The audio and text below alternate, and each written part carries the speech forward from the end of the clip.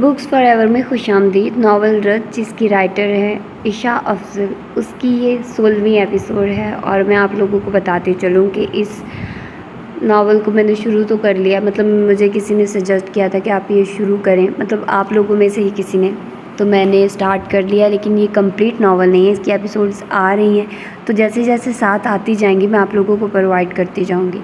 اور اس کے علاوہ میں ڈیلی بیسس پر کوشش کروں گی کہ آپ لوگوں کو ایک آدھ ناول کمپلیٹ ناول پرووائڈ کر سکوں۔ اسی طرح باقی چینلز پر بھی میں آج کل ایسے ہی کام کروں گی کہ کمپلیٹ ناولز ہی پرووائڈ کروں آپ لوگوں کو، کیونکہ میرے لیے بہت زیادہ مشکل ہو رہا ہے ایک کنٹینیو ناول کو پرووائڈ کرنا، اور اس پر اتنے ویوز بھی نہیں آتے کیونکہ وہ ایک لمیٹڈ پیپل ہی سن پاتے ہیں، لیکن جو شارٹ ناولز ہوتے ہیں ان کی تھوڑی تعداد زیادہ ہوتی ہے، تو میرے لیے پھر یہ ہوتا ہے کہ سب لوگوں کو ایکولی میں ٹائم دے پا رہی ہوں، تو میرا یہ ہوتا ہے کہ سب کو پورا ٹائم ملے۔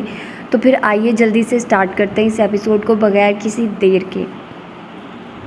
نگاہیں تبدیل ہونے پر جذبات میں بھی تبدیلی در آئی تھی۔ وہاں موجود سب لوگ مختلف جذبات میں گھرے تھے۔ جہاں حدید کو دنیا جہان کا سارا سکون ساتھ بیٹھا محسوس ہو رہا تھا، وہیں برہان کمال کے ارمان ریزہ ریزہ بکھر گئے تھے۔ اسے یوں محسوس ہو رہا تھا جیسے اس کا سب کچھ صحرا کے طوفان میں ریت کے ذروں کی مانند بکھر گیا ہو۔ اڑنے والے یہ ذرے کسی اور کی جھولی میں گر گئے تھے۔ وہ تو پیاسا صحرا میں بھٹکنے لگا۔ کبھی گمان گزرتا کہ تھوڑی دور پانی کا چشمہ موجود ہے، مگر جب قریب جا کر دیکھتا تو نظر کا دھوکہ محسوس کر کے تھکن سے چور ہو جاتا۔ وہ لڑکی بھی ایک سراب لگنے لگی تھی، جو دور سے اپنی لگی تھی مگر قریب پہنچنے سے پہلے ہی دور ہو گئی تھی۔ اس کا تو سب کچھ ہی تباہ ہو گیا تھا۔ وہاں کھڑے ہو کر وہ منظر دیکھنا اسے اندر تک گھائل کر رہا تھا۔ حسن با کمال نے اس خوش بخت کو دیکھا جو اپنے پاس بیٹھے کسی شخص سے مخاطب تھا۔ پھر اس نے اس کے برابر بیٹھی حسینہ کو دیکھا جو اپنے نانا کا ہاتھ اپنے ہاتھوں میں لیے ان سے محو گفتگو تھی۔ پھر اس نے پورے منظر کو دیکھا جس میں دونوں شرعی رشتے میں بندھے ایک دوسرے کے ساتھ بیٹھے تھے۔ یہاں اس کے ضبط کی حد ہو گئی۔ اس کے دل نے دھڑکنا سست کر دیا، آنکھوں نے گریا ازاری کے تاثرات سجانے شروع کیے، تو وہ رخ موڑ گیا۔ وہ ان کے گھر کی پہلی خوشی تھی، وہ اسے غرق نہیں کر سکتا تھا، اس سے قربانی مانگی گئی تھی، وہ قربان ہونا جانتا تھا۔ اس کا رخ اپنے کمرے کی جانب تھا، وہ جلد از جلد اس منظر سے دور جانے کا خواہاں تھا۔ کسی کی گہری نظر نے اس کے چہرے کے رنج بھرے تاثرات نہایت دلچسپی سے جانچے تھے۔ اس سے پہلے کہ وہ منظر عام سے غائب ہوتا، ایک آواز نے اس کے قدم روک دیے۔ برہان رکو! وہ آواز اس لڑکی کی تھی جس کی صدا پہ رکنا اور تھم جانا اس کا فرض تھا۔ وہ رک گیا، وہ تھم گیا، مگر مڑا نہیں۔ اسے لگا مڑے گا تو پتھر کا ہو جائے گا۔ اسے پتھر نہیں بننا تھا، وہ اس کے لیے ہمیشہ موم بننا چاہتا تھا جو اس کو دیکھ کر پگھل جائے، چاہے خود فنا ہو جائے مگر اسے نور دے جائے۔ وہ نانا سے ہونے والی گفتگو تر کر کے صوفے سے اٹھے اور اس کے قریب آئے۔ سرخ ہیل کی ہر ٹک ٹک حدید عالم کے کانوں میں گونجی تھی۔ بظاہر وہ زید سے ہی مخاطب تھا مگر اس کی ہر حس زخرف کی جانب معجزن ہو گئی۔ وہ برہان کے سامنے جا کر کھڑی ہوئی اور برہان کو امتحان میں ڈال دیا۔ بھلا اس لڑکی کو دیکھے بغیر بھی گزارا تھا، مگر چاہ کر بھی برہان نظر نہیں اٹھا پایا۔ مجھے تم سے بات کرنی ہے برہان، وہ اس کے حسین چہرے پہ نظریں مرکوز کیے عام سے لہجے میں بولی۔ غالباً وہ دوست ہونے کے ناطے اس سے کچھ کہنے کی خواہاں تھی۔ بعد میں سونا، بھاری آواز میں کہہ کر اس کے قریب سے ہو کر آنکھیں اٹھانے اور نظر ملانے کی کوتاہی کیے بغیر وہ اس کی بات سنے بنا ہی چلا گیا۔ زخرف فونک بنی اسے دیکھتی رہ گئی۔ وہ پہلی بار اسے انکار کر کے گیا تھا، اس کا پریشان ہونا یقینی تھا۔ وہ تیز قدموں سے اس کے پیچھے گئی۔ حال میں موجود سب لوگ اپنی اپنی باتوں میں مشغول تھے سوائے حدید کے، جس نے اس کے قدم برہان کے پیچھے چلتے دیکھے تھے۔ برہان کمرے میں آیا اور دروازہ مقفل کر گیا۔ شدت ضبط سے مٹھیاں بھینچتے وہ خود پہ قابو پانے کی کوشش کر رہا تھا۔ چہرہ سفید پڑ رہا تھا اور آنکھیں سرخ مترم ہو رہی تھیں۔ دل درد سے پھٹ رہا تھا، دماغ الجھا ہوا لگ رہا تھا، جسم کپ کپاہٹ محسوس کر رہا تھا۔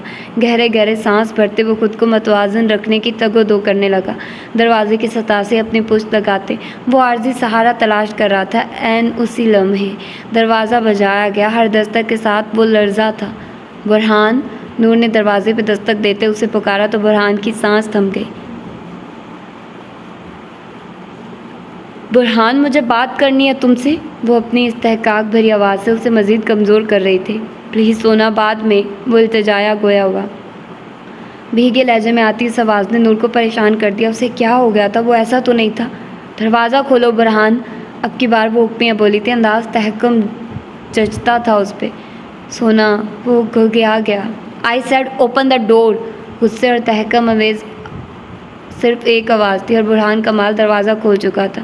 اس کے ہر حکم کی تعمیل تو فرض تھی برہان کمال پہ. نور نے اس کے چہرے کو دیکھا. وہ زمانے سے تنگ ہارے ہوئے شخص کا چہرہ تھا. تم بچگانہ حرکات کیوں کر رہے ہو؟ اس کا ہاتھ پکڑ کر کمرے کے وسط میں لاتی وہ جھڑکتے ہوئے بولی تھی. اسے برہان کا یہ رویہ نہایت عجیب لگ رہا تھا. اور تم نے کون سی عقل مندانہ حرکت کی ہے؟ وہ ناراضی بھرے لہجے میں بولا. البتہ چہرے کو حتی الامکان نارمل رکھنے کی کوشش کی تھی اور کافی حد تک اس میں کامیاب بھی ہو گیا تھا. کیا مراد ہے تمہاری؟ اپنی بڑی سی آنکھیں چھوٹی کر کے اس کے وجیح چہرے پہ مرکوز کیے وہ استفہامیہ بولی. تم سب جانتی ہو. اس کا ہاتھ خود سے ہٹاتے چہرے کا رخ پھیرتے کہا. حالانکہ اس کا لمس ہٹانا جسم سے روح نکلنے کے مترادف تھا. میں نے تمہیں سب بتایا تھا. نور نے ہاتھ سے دوبارہ اس کا چہرہ اپنے روبرو کرتے ہوئے اسے یاد کروایا. لیکن یہ نہیں بتایا تھا کہ تم مجھ سے محبت بھی کرتی ہو. چند پل اس کی طرف دیکھنے کے بعد نظریں جھکا کر بامشکل جملہ مکمل کیا. وہ صرف جھوٹ تھا. اس نے لہجے کو مضبوط بناتے باور کروانا چاہا. مگر تمہاری آنکھیں مجھ سے چیخ چیخ کر کہہ رہی ہیں کہ وہ سب سچ تھا. اس بار برہان کمال نے اس کی آنکھوں میں دیکھ کر کہا تھا. کیا وہ آنکھیں پڑھنا جانتا تھا؟ کیا اس کی آنکھیں پڑھی جا چکی تھی؟ یہ تو غضب ہو گیا تھا. آنکھیں پڑھی جانے لگی تو راز پناہ ہو جائے. رازوں سے پردہ نہیں اٹھانا چاہیے ورنہ تلاش کرنے پہ بھی چھپنے کو جگہ نہیں ملتی. کیا تم جانتے نہیں کہ میں ایک اداکارہ ہوں؟ جانے وہ کیا جتانا چاہ رہی تھی اور اس وقت کیوں جتا رہی تھی. اداکاری ڈرامے فلموں کی حد تک ہوتی ہے سونا. اصل زندگی میں سب حقیقی ہوتا ہے. اس نے اعتراض کیا. حالانکہ دل نے شدت سے خواہش کی کہ اس کا اعتراض رد کر دیا جائے. جو اداکاری اصل زندگی میں کی جائے وہی اصل اداکاری ہوتی ہے بے وقوف. اپنی انگلیوں سے اس کی کن پٹی پہ زور ڈالتے ہوئے گویا اس کی عقل پہ ماتم کیا. اتنی تم رہتی نہیں اداکارہ. وہ معصوم بچوں کی طرح بولا. اعتراض رد کیے جانے پہ اتنی خوشی شاید ہی برہان نے کبھی محسوس کی ہو. مائنڈ یو میری اداکاری پہ کوئی بیڈ کمنٹ قابل قبول نہیں. آنکھیں سکیڑ کر انگلی اٹھا کر اسے تنبیہ کرتے ہوئے وہ اتنی پیاری اور اپنی لگ رہی تھی کہ برہان کمال پھر سے اس کے سحر میں جکڑنے لگا. مگر تم نے اس سے نکاح کر لیا سونا. نکاح کا مطلب سمجھتی ہو؟ نکاح کے یاد آنے کی دیر تھی اور وہ دوبارہ سراب بن گئی. نہیں میں تو جیسے 10 سال کی بچی ہوں. اس نے ناراضی سے کہا. وہ اسے بہت انڈر ایسٹیمیٹ کر رہا تھا. سنا یہ سنجیدہ مسئلہ ہے. اس کے شانوں پہ دباؤ ڈال کر باور کروایا. ایک بات یاد رکھنا برہان. زخرف نور ہر کام پرکھ کر اور نتائج سامنے رکھ کر ہی کرتی ہے. وہ پر اعتماد بولی. اس کا یہی اعتماد تو اس کا خاصا تھا. اور اس نکاح کے کیا نتائج سوچ رکھے ہیں تم نے؟ وہ استفہامیہ ہوا. نور نے اس کے ہاتھوں کو اپنے شانوں سے ہٹایا اور پھر دھیرے سے بولی. ماما کی صحت یابی؟ وہ لاجواب کر گئی تھی. برہان کچھ بھی بولنے کے قابل نہ رہا تھا. برلن کی خوبصورت اور صاف ستھری سڑکیں دیکھنے والے کو بہت بھلی محسوس ہوتی تھی. سردیوں میں برف باری کے نتیجے میں بچھنے والا وہ سفید روئی کا قالین مسحور کر دینے کی صلاحیت رکھتا تھا. نرم زمین پہ جب پاؤں اندر تک دھنس جاتے تو یوں محسوس ہوتا گویا بادلوں پر قدم رکھتے ہوں. کل معمول سے نسبتاً کافی کم برف باری ہوئی تھی جسے جلدی صاف کر دیا گیا تھا. اسی لیے رات گئے تک سرمئی تار کل کی سڑکیں نم اور صاف تھیں. انہی سڑکوں پہ وہ صبح سویرے قدرے تیز قدموں سے چل رہی تھی. آنکھوں میں ایئر بڈز گھسا رکھے تھے جس کا رخ فون سے جڑا ہوا تھا. اس پہ کوئی مدھر سا گیت چل رہا تھا جس کو سنتے اور اس کے بول دہراتے ہوئے وہ اپنی مارننگ واک کے اختتام تک پہنچی. اور پھر ایک سنگی بینچ پہ بیٹھ کر اس نے ایئر بڈز اتارے, بوتل سے پانی کے چند گھونٹ بھرے, سر اٹھا کر آسمان کی طرف دیکھا. بادلوں کا جمع غفیر یکجا ہو کر کوئی گستاخی کرنے کا خواہاں تھا. اسے وقت پہ ہی واپسی کے لیے جانا چاہیے تھا. وہ بینچ سے اٹھی اور واپسی کے لیے قدم بڑھائے. چونکہ وہ نزدیکی پارٹ میں گئی تھی اس لیے وہ جلد ہی گھر پہنچ سکتی تھی. اس کا رخ گھر کی جانب تھا. اس کے چلتے قدموں کے ساتھ اچانک کسی کے قدموں کے نشانات کا عکس پڑا. کنزا نے ان کی مدیت میں دیکھا تو عفان کو پایا. وہ اسے اپنی جانب دیکھتا پا کر مسکرایا. تم یہاں؟ کنزا نے حیرت کے باعث پوچھا. کیوں, کیا نہیں آنا چاہیے تھا؟ وہ خوشگوار موڈ میں بولا. اتنی صبح اس کا دیدار ویسے ہی پرمسرت تھا. اب ایسا بھی نہیں کہا میں نے. اس نے تردید کی. پھر چلنے لگی. وہ آہستہ قدموں سے اس کے ہم قدم ہو لیا. اچھی خاصی فٹ اور سمارٹ ہو پھر بھی روزانہ واک پہ نکل آتی ہو. اس نے کنزا کو ایک نظر دیکھ کر کہا. واک کرتی ہوں تو فٹ اور سمارٹ نظر آتی ہوں. اس نے باخوشی سارا کریڈٹ سیر کو دے ڈالا. میرے خیال میں اگر تم واک نہ بھی کرو پھر بھی ایسی ہی لگو گی. عفان نے اعتراض کیا. خام خیالی ہے تمہاری. اس نے لاپرواہی سے کہا. ہو سکتا ہے۔ اس نے بحث نہیں کی کیونکہ محبوب سے بحث نہیں کی جاتی، اس کی ہاں میں ہاں ملائی جاتی ہے۔ یہی سچے محب کی نشانی ہوتی ہے۔ تم اتنی صبح میرا ساتھ دینے آئے ہو کیا؟ اس نے عفان کی موجودگی کے متعلق سوال کیا۔ میرے خیال میں ہمیں کہیں آؤٹنگ کے لیے جانا چاہیے۔ وہ سیدھا ہی مدعے پہ آ گیا تھا۔ تم اتنی صبح یہ کہنے آئے ہو؟ وہ حیرت سے بولی۔ بھلا اتنی صبح پکنک یا ٹرپ پلان کیے جاتے ہیں بات کرنے کے لیے، کیا وقت کی بھی کوئی قید ہوتی ہے؟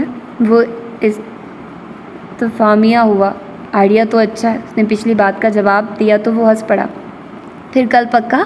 وہ پرجوش سا بولا۔ کل؟ وہ التجائی نظروں سے اس کو دیکھنے لگا جو سوچتے ہوئے بات کو لمبا کر گئی تھی۔ ڈن، اس نے چہک کر کہا تو عفان مسکرایا۔ اوکے پھر۔ وہ اگلا لاحہ عمل بتانے لگا۔ وہ تو گویا سب طے کر کے آیا تھا۔ ایک منٹ، میں تو تم سے ناراض ہوں۔ کنزا کو اچانک یاد آیا تو وہ نخرے دکھانے لگی۔ مجھ سے؟ عفان نے ورطۂ حیرت میں مبتلا پوچھا۔ اس سے کون سی گستاخی سرزد ہو چکی تھی؟ ہاں، خفگی سے منہ پھیر کر کہا۔ تو اس کے دل کو کچھ ہوا۔ وہ تیز قدموں سے چلنے لگی تھی۔ یہ اس کی ناراضی کا برملا اظہار تھا۔ یار کنزے، مجھ سے کیا ہو گیا؟ وہ تیزی سے اس کے راستے میں آیا، پھر اس کے سامنے کھڑے ہو کر گھگھیا کر پوچھا۔ جینس کے ساتھ شرٹ پہ جیکٹ پہنے ہوئے وہ لڑکا اس لڑکی سے اپنی گستاخی کے بارے میں پوچھ رہا تھا تاکہ تلافی کی جا سکے۔ تم نے چچا کو میری خبریں پہنچائی ہیں؟ سفید برف کے گالوں کی نرماہٹ سے زیادہ نرم و نازک لڑکی نے ناک سکیڑ کر کہا۔ عفان تو اس کی صدا پہ قربان ہو گیا۔ اوہ، تم نے تو ڈرا ہی دیا۔ میں نے کون سا پولیس کو تمہارا کوئی راز دے دیا ہے؟ اس نے شکر کا سانس بھرا۔ گستاخی اتنی بڑی نہیں تھی، وہ اسے منا لے گا۔ تم بھول رہے ہو چچا پولیس میں ہے۔ کنزا نے اس کے سینے پہ دستک دے کر باور کروایا۔ مثال بھی غلط دے دی تھی بیچارے نے۔ تو تمہارا تو کوئی راز نہیں ہے نا؟ اس کے نرم لمس کی عدت محسوس کر کے لاپرواہی سے بولا۔ راز تو واقعی نہیں ہے۔ محبوب نے اپنے محب کی بات پہ نظر ثانی کی تو اسے بے قصور پایا۔ دل کو وسیع کر کے محب کی غلطی کو معاف کر دیا گیا۔ وہ دونوں دوبارہ ہم قدم چلنے لگے تھے۔ بچوں والے کام ہے تمہارے کنزے، بھلا اتنی سی بات پہ کون ناراض ہوتا ہے؟ وہ ہنس کر کہہ رہا تھا۔ اس کی محبوب بہت سی ہی معصوم تھی۔ اس کی معصومیت اسے عشق کرنے پہ مجبور کرتی تھی۔ تو ابھی چھوٹی ہی تو ہوں، اپنے اونٹوں کو ڈھیلا چھوڑ کر کہتے ہوئے وہ چھوٹی بچی ہی معلوم ہوئی۔ عفان نے نظریں پرے ہٹائی، ورنہ اس کی محبت کی شدت میں مزید اضافہ ہوتا۔ ہاں چھوٹی ہی ہو، سڑک پہ نظریں جما کر کہا۔ انہوں نے مزید چند ہلکی پھلکی باتیں کی۔ اتنی دیر میں وہ گھر کے سامنے آ گئے۔ اچھا اب میں چلتا ہوں، اسے الوداع کہتے ہوئے وہ اپنی گاڑی کی طرف بڑھتے ہوئے بولا۔ غالباً وہ گھر کے باہر گاڑی پارک کر کے پھر ہی اس کے پیچھے آیا تھا۔ ناشتہ کیے بغیر نہیں جانے دوں گی، کنزا نے اسے گاڑی کی طرف جاتے دیکھ کر کہا۔ آج پریزنٹیشن ہے یار، جلدی جانا ہے۔ وہ جلدی میں تھا، اس کے انداز سے ہی عجلت دکھائی دے رہی تھی۔ عفان، تم مجھے انکار کر رہے ہو؟ اس کے انداز اور الفاظ پہ عفان کے قدم زنجیر ہو گئے۔ تمہیں کون انکار کرے، چلو۔ وہ کنزا کی ہمراہی میں گھر کے اندر چلا گیا۔ بھلا محب بھی محبوب کو انکار کرتے ہیں؟ انکار کرنے کا اختیار صرف محب کے پاس ہوتا ہے۔ زخرف کے جانے سے ان دونوں کے درمیان کا فاصلہ عبور کرنے کی غرض سے وہ صوفے سے اٹھے، پھر اسے مخاطب کیا جو اپنے کسی دوست سے بات کرنے میں مشغول تھا۔ برخوردار، بات سنو۔ وہ بامشکل لہجے میں نرمی لائے اسے مخاطب ہوئے، ورنہ ان کا دل عجیب وسوسوں کا شکار ہونے کے باعث ڈرا ہوا تھا۔ میں؟ انہوں نے اس بات میں سر ہلایا تو حدید صوفے سے اٹھا اور ان کی میت میں چلتا ہوا ایک کونے میں آ گیا۔ یہاں سے لان دکھائی دے رہا تھا، ہرے بھرے۔ اس لان کی فضا یقیناً خوشگوار ہوگی۔ سرد ہوائیں اس موسم کو مزید بہتر بنائے ہوئے تھی۔ بلا ساختہ حدید کا دل چاہا کہ باہر جا کر اس فضا میں سانس لے، مگر فی الحال وہ یہ سب کرنے پہ قادر نہ تھا۔ کیا محبت تمہاری جانب سے بھی ہے؟ دانیال کمال نے عجیب قسم کا سوال داغا۔ حدید کو حیرت نہ ہوئی، وہ جانتا تھا کہ اس خاندان سے وہ کسی قسم کی بھی توقع رکھ سکتا تھا۔ آپ کو کوئی شک ہے؟ اس نے ابرو اچکا کر سوال پہ سوال کیا۔ چہرے کے تاثرات مستحکم تھے۔ یقین نہیں آ رہا، اس کے چہرے کو نگاہوں کے حصار میں رکھتے کہا۔ وہ اسے جانچنا چاہ رہے تھے مگر وہ شخص بند کتاب تھا، وہ اسے پرکھ نہیں پا رہے تھے۔ حیرت ہے کہ آپ کو محبت کی پرکھ کرنی آتی ہے؟ اس کے لہجے میں موجود طنز کو محسوس کرتے ہوئے دانیال کمال پریشان ہوئے تھے۔ کیا کہنا چاہتے ہو؟ یہی کہ آپ کو محبت پہچاننی نہیں آتی یا آپ پہچاننا نہیں چاہتے؟ کوڑے کے مانند لگنے والے الفاظ تھے۔ دانیال کمال کو اپنی کمر میں چبھن محسوس ہوئی۔ چبھن کے احساس کے باعث انہوں نے بے ساختہ اپنا ہاتھ کمر پہ رکھا۔ ہاتھوں کی نرم چمڑی پہ کچھ چپچپا محسوس ہوا تو انہوں نے ہاتھ آنکھوں کے سامنے کیا۔ دیکھنے پہ انہیں اس چپچپاہٹ کا ذریعہ معلوم ہو گیا۔ ان کے ہاتھ پہ خون کی بوندیں چپکی ہوئی تھیں۔ ان کا چہرہ سفید پڑ گیا۔ ان کا عجیب برتاؤ دیکھ کر حدید متفکر ہوا۔ وہ اپنے صاف ستھرے ہاتھ کو دیکھ کر پریشان کیوں ہو رہے تھے؟ Are you okay mister Danial Kamal? Hadeed نے پریشانی سے استفسار کیا، جس پہ دانیال کمال نے اچنبھے سے اسے دیکھا۔ تمہارا چہرہ، وہ کھوئے کھوئے بولے۔ کیا ہوا میرے چہرے کو؟ حدید نے ہاتھ سے چہرے کو چھو کر معلوم کرنا چاہا کہ کہیں اس کے چہرے پہ کچھ لگا تو نہیں۔ یہ کسی سے بہت مشابہت رکھتا ہے، وہ الجھن زدہ لہجے میں بولے۔ اس لڑکے کا چہرہ جس کا عکس دکھاتا تھا، اس میں انہیں اپنا عکس نظر آ رہا تھا۔ حدید نے ان کی بات کا مفہوم سمجھتے اپنا ہاتھ نیچے کیا۔ سب کہتے ہیں میں اپنے بابا جیسا دکھتا ہوں، اس نے مسکرا کر کہا۔ البتہ مسکراہٹ اتنی کھوکھلی تھی کہ دانیال کمال پل بھر کے لیے ساکت رہ گئے۔ اس لڑکے کی آنکھوں میں کوئی جذبات کیوں نہ تھے، اور اگر تھے تو وہ پڑھ کیوں نہ پا رہے تھے۔ اور کوئی سوال پوچھنا ہے آپ نے؟ اس نے استفہامیہ کہا۔ تم برلن میں کہاں رکھو گے میری نور کو؟ پچھلے جواب پہ بوقت سنبھلتے مزید ایک سوال داغا۔ کیا بیوی اپنے شوہر کے ساتھ نہیں رہتی مسٹر دانیال کمال؟ اس نے کافی استحقاق سے اپنا رشتہ بتایا تھا، مگر انہوں نے اس کے جملے پہ غور نہ کیا۔ وہ تو کسی اور ہی دنیا میں غرق تھے۔ تمہارے بابا؟ وہ بے چینی سے کچھ پوچھنے لگے تھے، مگر نور کی آواز نے ان کو خاموش کروا دیا۔ نانا میں ہاسپٹل جا رہی ہوں۔ ان دونوں کے قریب آ کر وہ عجلت میں بولی۔ چلو میں تمہارے ساتھ چلتا ہوں۔ دانیال کمال حدید عالم کے راز کو بات کے لیے رکھ کر نور سے مخاطب ہوئے۔ میں حدید کے ساتھ جاؤں گی، اس نے گویا حتمی اعلان کیا۔ لیکن تمہاری رخصتی؟ وہ بات کرتے کرتے تھم گئے۔ دانیال کمال نے صاف صاف کہہ دیا تھا کہ رخصتی اسی وقت ہوگی جب وہ برلن جائے گی۔ اس سے قبل وہ حدید کو پرکھنا چاہتے تھے۔ زخرف نے اعتراض نہیں کیا تھا، اس کی بلا سے چاہے وہ پوری عمر رخصتی نہ کرواتے۔ نانا میں نے ہاسپٹل جانے کا کہا ہے، اس کے گھر نہیں جا رہی، وہ سنجیدگی سے بولی، جس پہ وہ خاموش ہو گئے۔ اب میں چلتی ہوں، اس نے سر کے خم سے حدید کو اشارہ کیا تو وہ اس کے ہمراہ ہوا۔ جاتے جاتے وہ زید کو اشارہ کرنا نہیں بھولا تھا۔ وہ دونوں دروازے سے باہر نکلے اور گاڑی کی طرف جانے لگے۔ ان کے درمیان بن چکے رشتے کی جھجک کو ختم کرنے کی نیت سے وہ حدید سے مخاطب ہوئی۔ تم کہاں رہ رہے ہو؟ یہ بات وہ ویسے بھی کب سے پوچھنا چاہ رہی تھی، اور بالآخر لب کشائی کر ہی لی۔ گھر؟ خیر سے اس کا اس ڈربے کو گھر کہنے کو دل بھی نہیں کر رہا تھا، مگر کس کے گھر؟ تجسس بھرا استفسار تھا، اور وہ اس کے ساتھ ہی آگے بڑھ رہا تھا۔ ہے ایک جاننے والا، وہ اسے بتا نہیں سکتا تھا کہ اندر ہی وہ جاننے والا بیٹھا ہوا ہے۔ صحیح۔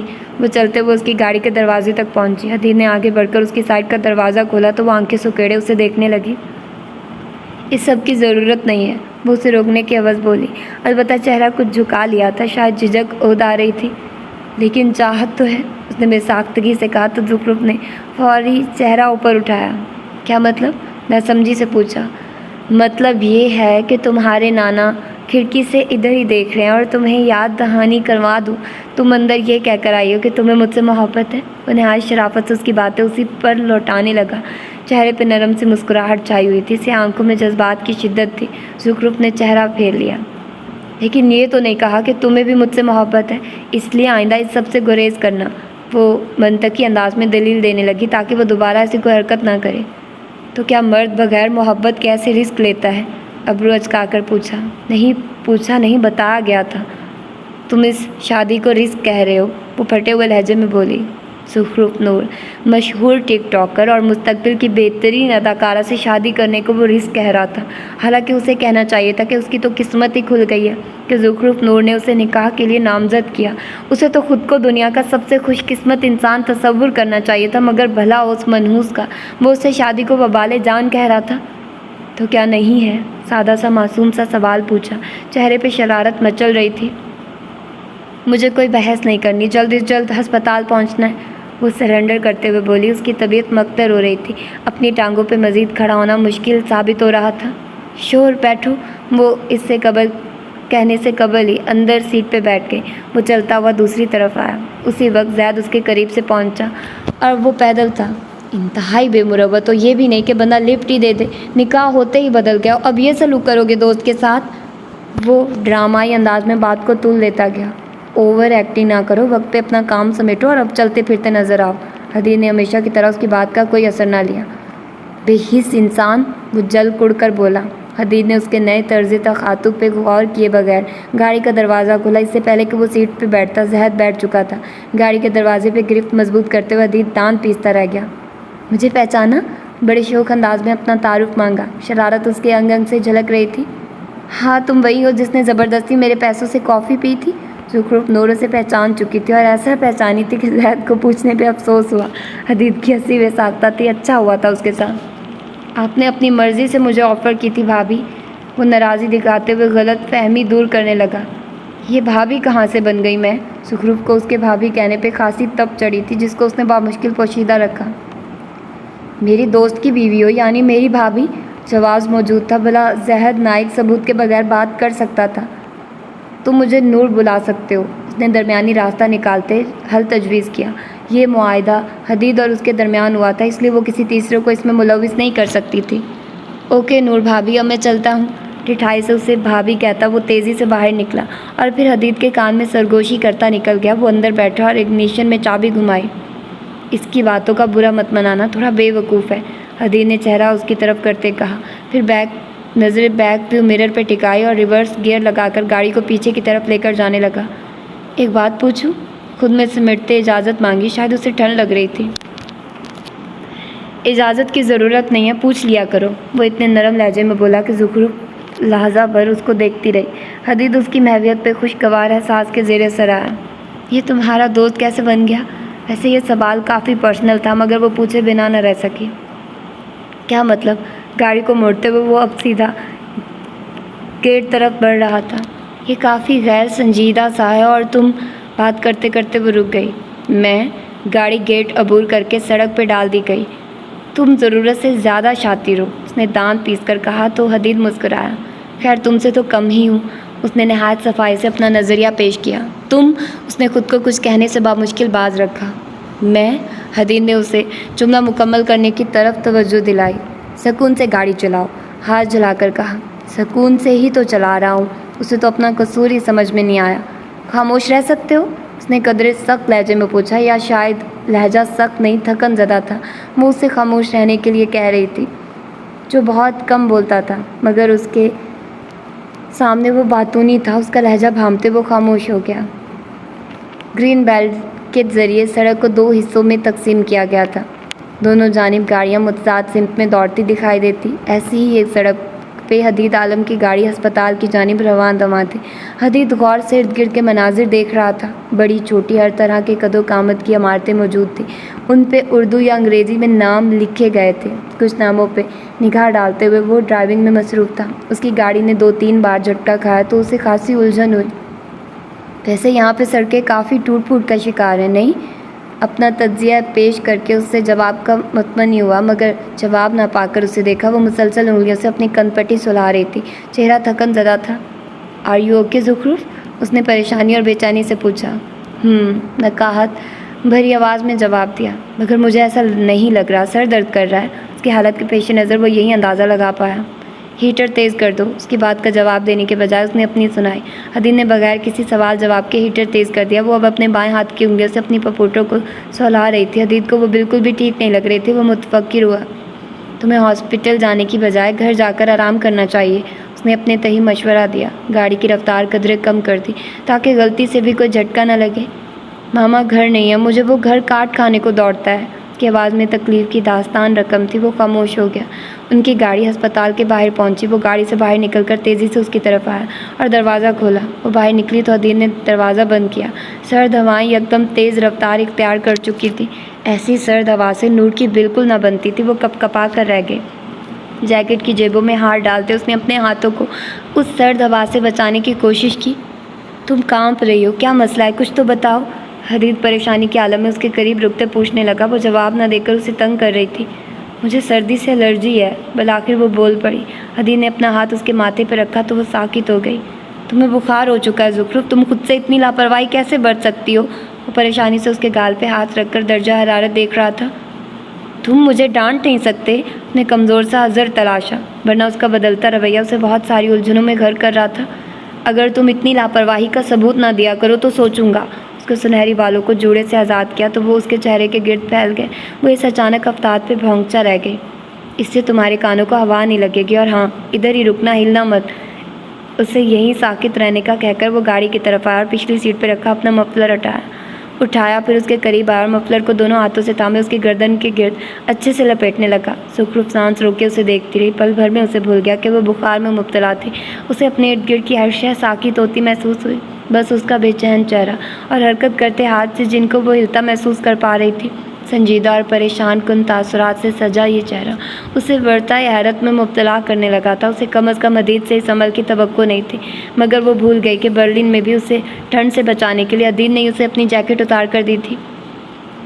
چلو اندر، اس کے سنہری بالوں کو مفلر سے آزاد کرتے اس کا ہاتھ پکڑے وہ اسے لیے اندر بڑھا۔ وہ خاموشی سے اس کے ساتھ کھنچتی چلی گئی۔ اسے یوں محسوس ہو رہا تھا گویا وہ اس پہ اپنا آپ چھوڑے ہوئے تھی۔ وہ ریسیپشن تک آیا اور وہاں کھڑے ورکر کو مخاطب کیا۔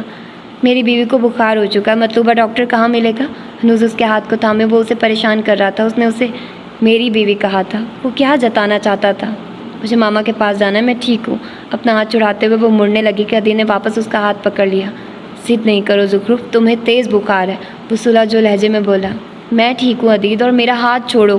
اس لمس کا احساس اسے جھنجھوڑ رہا تھا۔ وہ اسے رہائی چاہتی تھی۔ جب تک میری بات نہیں مانو گی اس وقت تک نہیں چھوڑوں گا۔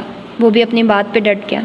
کیا مسئلہ ہے تمہارے ساتھ؟ بے وقوفی کر دی میں نے تمہارے ساتھ آ کر، دبے دبے لہجے میں گھراتے ہوئے بولی۔ اسی اثنا میں عائشہ کے ڈاکٹر کا گزر ہوا تو زخرف نے اس سے مغز ماری کرنے کے بجائے ڈاکٹر کو پکارا۔ حدید نے ہنوز اس کا ہاتھ تھامے رکھا۔ وہ آگے بڑھی تو وہ اس کے ہم قدم ہی آگے بڑھا۔ ماما کیسی ہیں؟ آپ نے کہا تھا کہ دوائیوں کے زیر اثر وہ 2 گھنٹے تک سوتی رہیں گی، وہ اٹھ گئی ہیں کیا؟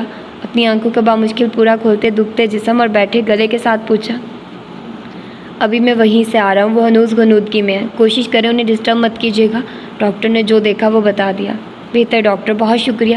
حدید نے ڈاکٹر کا شکریہ ادا کر کے اس سے مصافحہ کیا تو وہ آگے بڑھ گیا۔ اب تو چلو گی نا اپنا چیک اپ کروانے اور میڈیسن لینے؟ ڈاکٹر کا منظر عام سے ہٹنے پہ وہ دوبارہ اس سے مخاطب ہوا۔ پہلے میرا ہاتھ چھوڑو، وہ جھڑک کر بولی، البتہ گلا کچھ خراب لگ رہا تھا۔ حدید نے فوراً اس کا ہاتھ اپنی گرفت سے آزاد کیا۔ اتنا کم تھا کہ وہ مان گئی تھی، اس کی ہر شرط قبول۔ وہ آہستہ قدموں سے چلتی ڈاکٹر کے کمرے تک آئی۔ حدید اس کے پیچھے پیچھے اندر آیا۔ زخرف نے ڈاکٹر کو اپنی سردی کی الرجی کے بارے میں بتایا۔ ڈاکٹر نے الیکٹرانک ڈیوائس کو اس کے ماتھے کے برابر کیا تاکہ درجہ حرارت ماپ سکے۔ آپ کو 101 بخار ہے۔ ڈاکٹر کے الفاظ پہ حدید کے اندر تک پریشانی پھیلی، البتہ زخرف خاموش بیٹھی رہی۔ اسے گویا کوئی خاص حیرت نہ ہوئی تھی۔ ڈاکٹر اسے مزید تجاویز دینے لگا۔ اتنی شدید سردی میں باہر نکلنے سے گریز کریں، یہ دوا کھا لیں، آپ کافی بھی پی سکتی ہیں، یہ ٹھنڈ میں بہت مفید رہتی ہے۔ ٹھیک ہے، اکتائے ہوئے لہجے میں کہا۔ زخرف کو مزید کوئی پرسکرپشن نہیں چاہیے تھی۔